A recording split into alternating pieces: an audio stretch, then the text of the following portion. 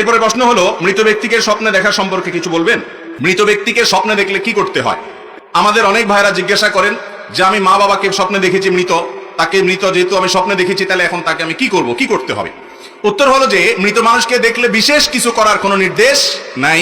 তবে আপনার কোনো আত্মীয় স্বজন পরিচিত লোক, তাকে আপনি স্বপ্নে দেখেছেন, স্বপ্নে দেখার পর আপনার কাছে মনে হয়েছে লোকটা বোধহয় কোনো কষ্টে আছেন, তাহলে তার পক্ষ থেকে আপনার আল্লাহর কাছে ইস্তেগফার করবেন, ক্ষমা প্রার্থনা করবেন, তার জন্য দোয়া করবেন, তার পক্ষ থেকে দান সাদাকা করবেন, তার পক্ষ থেকে হজ উমরা করার সুযোগ থাকলে সেটা করবেন, মৃত ব্যক্তির জন্য যা যা করা যায় সেগুলো করবেন। কিন্তু মৃত ব্যক্তিকে দেখলে আমাদের দেশে মানুষ মনে করে হুজুর ডেকে খাওয়াইতে হয়, দোয়ার অনুষ্ঠান করতে হয়। আমি সব সময় বলি, কোন মুর্দার জন্য কোন হুজুরকে টাকা দিয়ে যদি দোয়া করান, চুল পরিমাণ মুর্দার কোনো উপকার তো হবেই না, বরং আরো গুনাহ হবে। তা বুঝেন নাই?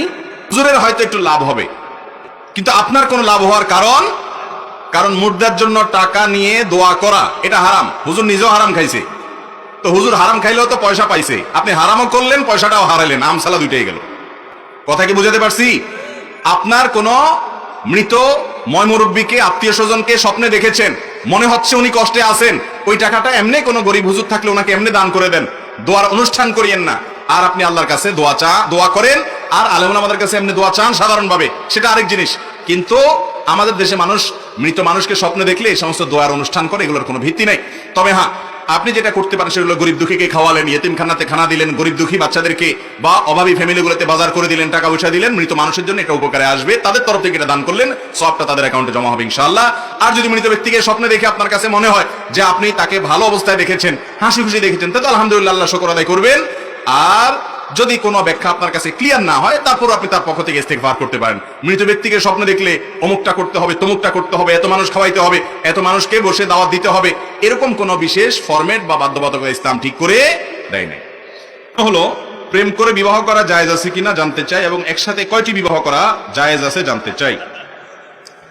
ভাই, মানুষ একটাই করতে পারেন, আপনি কয়টা প্রশ্ন জিজ্ঞেস করছেন, আল্লাহ জানে কি করার নিয়ত নাকি আজাইরা প্রশ্ন। দেখেন, বিয়ের আগে অবৈধ সম্পর্ক করা হারাম। বিয়ের আগে অবৈধ সম্পর্ক করা কি হারাম।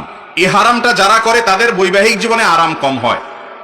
এই হারামটা যারা করে তাদের বৈবাহিক জীবনে আরাম কম হয়, এটা অভিজ্ঞতা দ্বারা প্রমাণিত। আশেপাশে ডানে বামে খেয়াল করে দেখেন, বিয়ের আগে অতিরিক্ত প্রেম, অতিরিক্ত ভালোবাসা যখন উতরায়, সময় মতো যখন ভালোবাসার দরকার হয়, তখন ভালোবাসার পুঁজিতে টান পড়ে।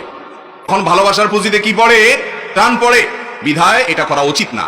আর একসাথে যদি একাধিক বিয়ে কেউ করতে চায়, ইসলামী শরীয়তের কোনো বাধা নাই। সে যদি তার পিঠ বাঁচাইতে পারে, শ্বশুরবাড়ির মাইধর, নতুন বউর মাইধর, বউদের ঝগড়াঝাটি, এগুলো সব সামলাইতে পারে। আর তার চাইতে বড় কথা হলো, একাধিক স্ত্রী থাকলে তাদের মধ্যে সমতা রক্ষা করা কি সুন্নত না ফরজ? ফরজ।